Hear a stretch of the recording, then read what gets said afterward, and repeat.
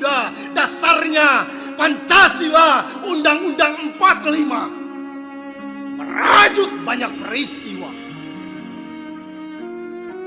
Peralihan kepemimpinan yang mendesak, Bung Karno diganti Pak Harto dengan dalih keamanan negara.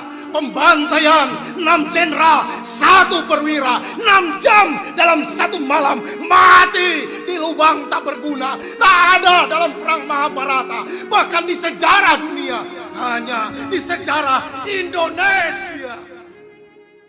Assalamualaikum, halo teman-teman, kami dari kelompok 3 akan membahas tentang G30 SPKI.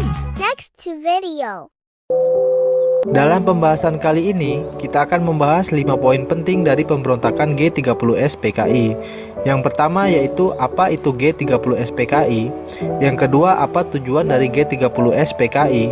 Yang ketiga, faktor apa saja yang menyebabkan tragedi G30 SPKI. Yang keempat, bagaimana dampak pasca G30 SPKI. Yang kelima, kemungkinan apa saja yang terjadi jika PKI berhasil berkuasa saat itu. Berikut ini adalah penjelasan mengenai 5 poin di atas yang telah dirangkum dari berbagai sumber. Sebelum kita membahas ke poin utama, baiknya kita sedikit mengetahui sejarah awal munculnya paham komunis di Indonesia. Banyak orang di Indonesia saat ini hanya mengenal PKI melalui kudeta atau pemberontakan yang dilakukan pada tahun 1965 saja. Namun ternyata sepak terjang PKI ini sudah ada jauh sebelum itu. PKI atau Partai Komunis Indonesia merupakan salah satu partai tertua dan yang terbesar di Indonesia. Pada awalnya PKI ini dibentuk pada tahun 1914 oleh Henk Sneevliet dengan nama Indi Sosial Demokratis Vereniging atau disingkat sebagai ISDV. ISDV inilah yang menjadi cikal bakal dari PKI yang kita kenal saat ini. Bahkan sejak awal berdirinya, mereka sudah identik dengan aksi pemberontakan di wilayah Hindia Belanda, saat ini bernama Indonesia. Hingga aktivitas dari organisasi ini pun sempat dilarang oleh pemerintah kolonial, dan para petingginya pun ditangkap dan dibuang ke beberapa wilayah, termasuk Henk Sneevliet selaku pendiri, ia dibuang ke negeri Belanda.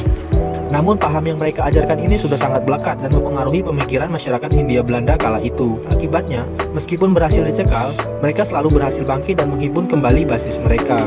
Bahkan pasca Indonesia merdeka, PKI berhasil bangkit dan menempati 4 partai politik yang paling berpengaruh di Indonesia dan menjadi yang terbesar ketiga di dunia setelah Cina dan juga Uni Soviet.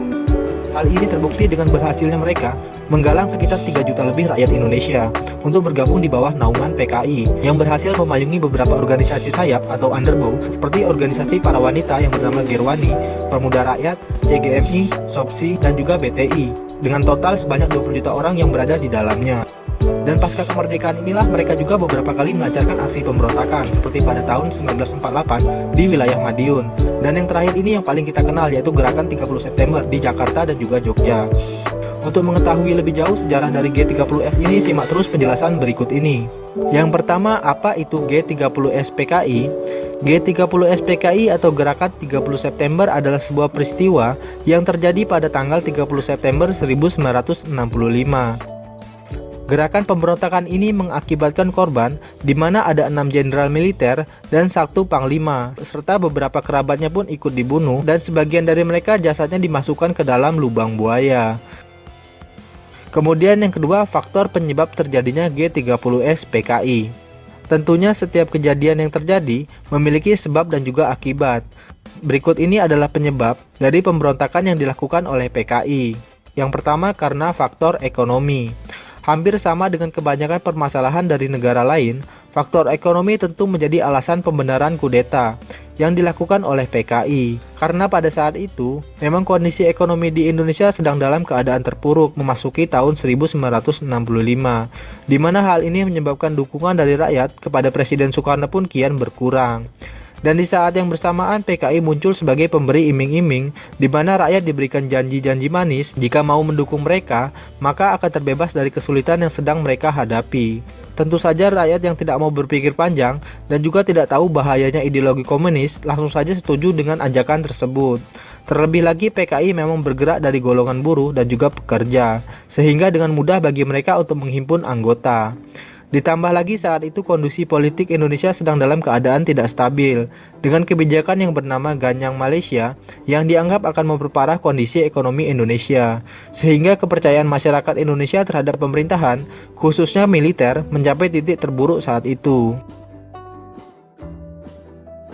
Yang kedua, usulan angkatan kelima oleh PKI.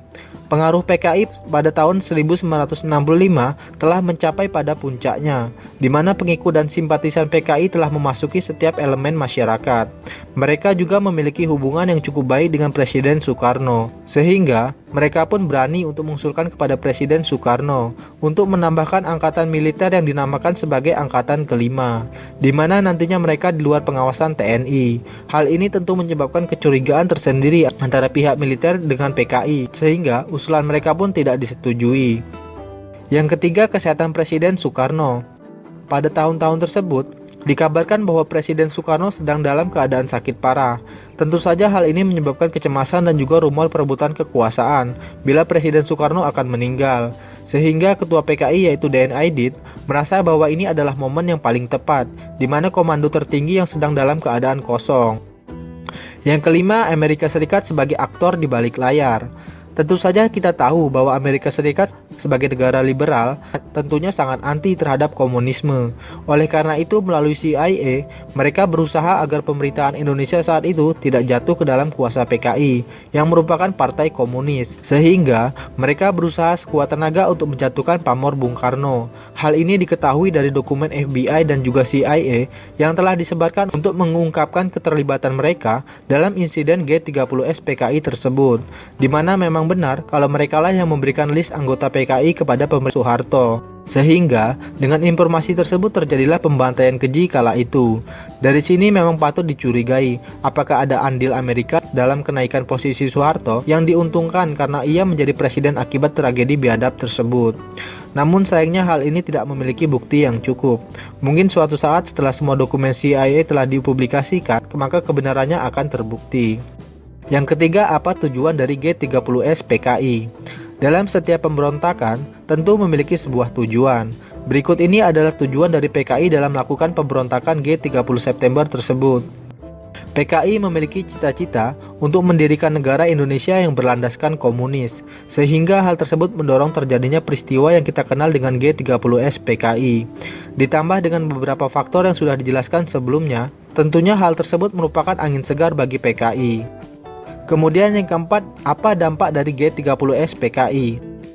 Keesokan harinya, 1 Oktober 1965, TNI di bawah pimpinan Mayor Jenderal Soeharto, mereka langsung bergerak dan membalas aksi biadab yang dilakukan oleh orang-orang PKI. Dan akhirnya dengan berbagai operasi militer, pimpinan PKI yaitu D.N. Aidit dapat ditembak mati di wilayah Boyolali, dan juga Letkol Untung pun berhasil ditangkap di wilayah Tegal. Serta untuk mengikis sisa-sisa dari anggota PKI, maka diadakanlah beberapa operasi militer di beberapa daerah, seperti Operasi Merapi di Jawa Tengah, di bawah pimpinan dari Kolonel Sarwono Edi Wibowo. Kemudian ada Operasi Trisula di Blitar Selatan yang dipimpin oleh Kolonel Muhyasin dan juga Kolonel Watermin. Dampak yang terjadi pasca peristiwa G30S PKI ini membuat beberapa perubahan besar, seperti secara politik telah lahirlah peta kekuatan baru yaitu Tentara Angkatan Darat. Yang kedua, sejak tragedi tersebut hingga bulan Desember 1965, sisa-sisa pengikut PKI ini pun terus dicari, dan nama PKI telah hancur sebagai kekuatan politik di Indonesia. Yang ketiga, kekuasaan dan juga pamor politik dari Presiden Soekarno semakin memudar. Ini mungkin bisa saja sesuai dengan harapan dari Amerika. Namun siapa yang tahu karena buktinya sendiri belum benar-benar terungkap. Yang kelima atau yang terakhir, apa jadinya jika PKI berhasil mengkudeta pemerintahan?